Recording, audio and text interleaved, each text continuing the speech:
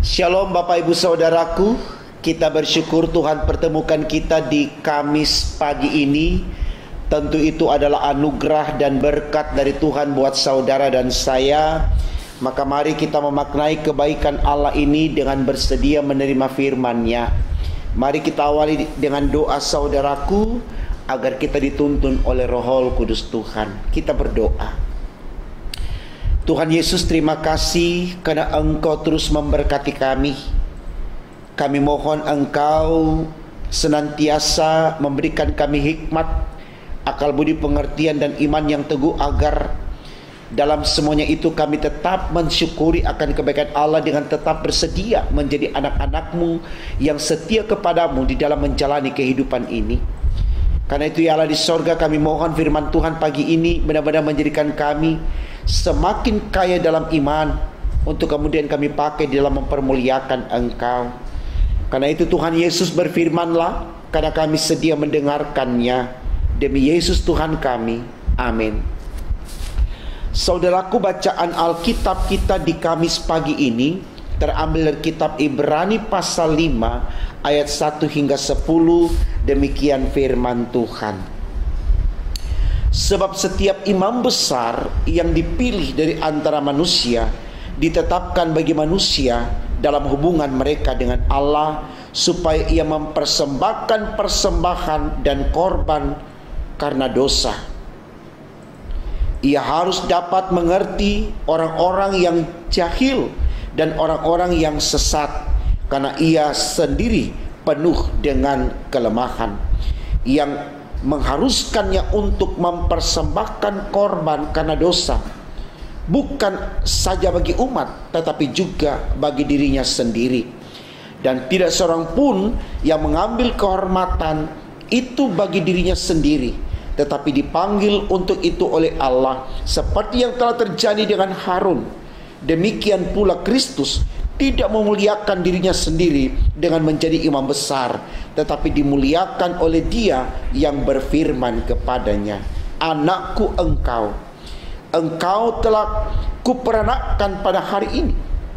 Sebagaimana firman-Nya dalam suatu nas lain, "Engkau adalah imam untuk selama-lamanya menurut peraturan Melkisedek." Dalam hidupnya sebagai manusia, ia telah mempersembahkan doa dan permohonan dengan ratap tangis dan keluhan kepada Dia yang sanggup menyelamatkannya dari maut, dan karena kesalehannya ia telah didengarkan. Dan sekalipun ia adalah anak, ia telah belajar menjadi taat dari apa yang telah dideritanya. Dan sesudah ia mencapai kesempurnaannya, ia menjadi pokok keselamatan yang abadi bagi semua orang yang taat kepadanya. Dan ia dipanggil menjadi imam besar oleh Allah menurut peraturan Melkisedek. Saudaraku, tema renungan kita pagi hari ini dituliskan demikian dalam Sabda Bina Umat, Kristus pokok keselamatan abadi. Ya, Kristus pokok keselamatan abadi. Kembali saya mau tegaskan saudaraku, seperti renungan kita beberapa hari yang lalu, ya, selalu ditegaskan di dalam tema khotbah kita, kalau Yesus Kristus itu adalah Tuhan, adalah Allah, adalah imam agung yang besar. Kalau Dia itu yang menentukan sorga bagi kita, ini kembali mau ditegaskan kepada kita dalam perenungan pagi ini saudaraku. Lewat tema khotbah kita di situ dikatakan Kristus pokok keselamatan abadi. Artinya, ya, hanya orang-orang yang hidup dalam Kristus yang akan memperoleh keselamatan abadi, yang akan memiliki kehidupan yang kekal. Tidak akan ada kematian pada dirinya. Walaupun dia mati secara jasad, tapi dia akan dihidupkan dalam roh, karena dia akan menempati sorga. Ya. Jadi ini merupakan rangkaian berita firman dari waktu ke waktu sampai hari ini yang betul-betul semakin meyakinkan kita, saudaraku, kalau kita tidak salah pilih, amin. Kalau kita tidak salah mengimani Allah, amin. Karena benar adanya Allah yang kita imani bukan Allah yang mati, Allah yang hidup, saudaraku. Allah yang terangkat ke surga, bukan sosok yang meminta untuk didoakan supaya sampai ke surga, bukan. Dan Yesus yang kita imani ini, saudaraku, dia bukan sekedar terangkat ke surga untuk menempati surga, tapi dia menyediakan tempat bagi kita supaya ketika kita meninggalkan dunia ini, kita akan dibawa ke tempat di mana dia sudah sediakan bagi kita. Yohanes 14 ayat 1-3. Aku pergi ke situ untuk menyediakan tempat bagimu, supaya aku bisa membawa engkau ke tempat di mana aku telah sediakan bagimu. Ini luar biasa, saudaraku, untuk kita imani. Ya. Itulah alasan kenapa tema khotbah kita katakan Kristus pokok keselamatan abadi. Tidak ada kematian dalam dirinya. Berbeda dengan nabi-nabi yang lain, mati-mati aja. Tidak ada peristiwa kebangkitan. Berbeda dengan Yesus. Tapi siapapun, mau dia nabi, mau dia imam, mau dia rasul, dia mau manusia biasa, kalau dia percaya kepada Kristus, dia mati, dia juga akan dibangkitkan. Karena Kristus kebangkitan, sang kebangkitan. Ini yang perlu kita telaah, saudaraku, supaya kita betul-betul mengimani Kristus dalam hidup kita. Kita tidak meremehkan dia, kita tidak menghujat dia, kita tidak meninggalkan dia hanya karena pangkat, karena ketenaran, karena uang, karena jabatan. Saudaraku, jangan. Semua itu fana. Tidak ada yang kekal. Hanya Kristus yang abadi. Itu tema khotbah kita katakan. Makanya Ayub, walaupun dia harus kehilangan pangkatnya, kehilangan ketenarannya, kehilangan hartanya, bahkan kehilangan kekuatannya, dia nggak peduli. Tetap dia hidup dalam Kristus. Akhirnya apa, saudaraku? Tuhan gantikan berlipat kali ganda dari apa yang hilang dari Ayub, karena Ayub setia. Dan Ayub bangun ini atau lakukan ini, saudaraku, karena dia mengimani. Dalam Ayub 1 ayat 21, Tuhan yang memberi, Tuhan yang mengambil, itu ada pada kewenangan Tuhan. Sehingga dia tidak membelokkan pengertian itu berdasarkan pikiran dia, tidak. Saya pikir ini sebuah pembelajaran yang sangat baik sekali untuk kita renungkan, saudaraku. Kalau memang kita menginginkan sorga,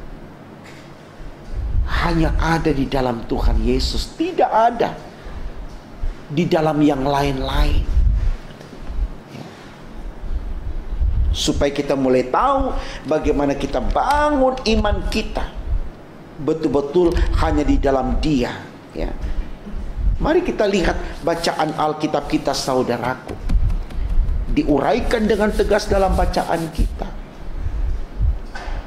Yesus yang dipilih oleh Allah, ditetapkan oleh Allah menjadi imam besar agung. Dan orang yang ditetapkan oleh Allah menjadi besar, dia tidak akan sombong, dia tidak akan mentang-mentang, dia tidak akan sok berkuasa, karena dia tahu dalam semuanya itu Tuhan yang dipermuliakan. Nanti ketika Kristus sudah naik ke sorga, dia menjadi Allah, baru kemudian dia menyatakan kuasanya secara total bahwa hanya dia yang harus disembah. Bukan untuk sebuah kesombongan, tapi untuk keselamatan manusia. Karena memang keselamatan itu hanya ada dalam Yesus, saudaraku. Ya. Jadi kita selalu harus bisa melihat Yesus dalam kemanusiaannya juga dalam kealahannya. Tidak bisa dipisahkan, saudaraku. Dalam kemanusiaannya, dia datang sebagai wujud cintanya kepada manusia. Dia meleburkan diri menjadi sama seperti manusia. Ya. Filipi pasal 2 ayatnya yang ke-6 dikatakan di sana, yang walaupun dalam rupa Allah, tidak melihat kesetaraannya dengan Allah sebagai sesuatu yang disombongkan, tapi dia merendahkan dirinya bahkan sampai mati di kayu salib. Jadi artinya betul-betul ketika dia mengalami peristiwa reinkarnasi, dia mengosongkan dirinya sebagai Allah, karena dia tahu dia harus menjadi sama seperti manusia. Dia harus tahu yang namanya menderita, dia harus tahu bagaimana mati dan seterusnya. Tapi bukan berarti dia akan menjadi manusia selama-lamanya. Karena pada kenyataannya dia mati, dia bangkit, lalu dia naik ke surga dan dia menjadi Tuhan untuk manusia dan dunia ini. Ya. Jadi jangan kita pahami redaksi ini secara hurufiah, saudaraku, secara letterlek, jangan. Kita pahami ini secara iman, bahwa ini adalah proses yang Allah buat sebagai bentuk cinta sayangnya kepada manusia. Ya. Karena kalau tidak lewat proses ini, Allah tidak mungkin datang langsung, ya, ke dunia ini dalam wujud Allah. Dia harus mengambil rupa seorang manusia supaya dia bisa masuk ke dalam konteks kehidupan manusia. Karena antara Allah dengan manusia itu sangat berbeda sekali, saudaraku. Tidak bisa kita sejarkan. Karena dia sang pencipta, kita ini hanyalah ciptaan. Tidak ada tempat yang bisa dia pakai untuk berpijak sebagai Allah di dunia ini. Karena dia besar, dia berkuasa. Makanya dia menjadi manusia dalam peristiwa reinkarnasi, dalam rangka untuk menyelamatkan kita. Ya. Jadi mari kita lihat Kristus sebagai pokok, ya, keselamatan yang abadi bagi kita, seperti yang tertulis di tema khotbah kita pagi hari ini. Terus dikatakan ini, saudara, terus disampaikan ini, saudara. Jangan bosan untuk mendengar, karena hanya Kristus yang bisa menyelamatkan kita. Selamat berjuang bersama dengan Tuhan Yesus untuk perkara apapun. Jangan kita tinggalkan dia, karena sekali lagi dialah jawaban terakhir dalam hidup kita, karena dialah surga kita. Tuhan memberkati firman-Nya. Amin. Mari kita berdoa, saudara. Terima kasih Tuhan, karena Engkau sudah berkati kami lewat firman di pagi ini. Biar menjadi semangat bagi kami untuk mengerti kalau kami harus mengandalkan Engkau dalam hidup kami, kalau kami harus menyembah Engkau dalam hidup kami, karena Engkaulah jawaban terakhir dalam hidup kami, Tuhan. Kami mohon Tuhan, jangan biarkan kami lari dari Engkau. Pegang tangan kami, atur langkah kami seturut dengan kehendak-Mu, agar hidup kami mempermuliakan nama-Mu. Ini doa kami Tuhan Yesus, sempurnakan dan kabulkan. Karena kami berdoa hanya dalam nama Tuhan Yesus Allah kami yang hidup. Haleluya, puji Tuhan. Amin.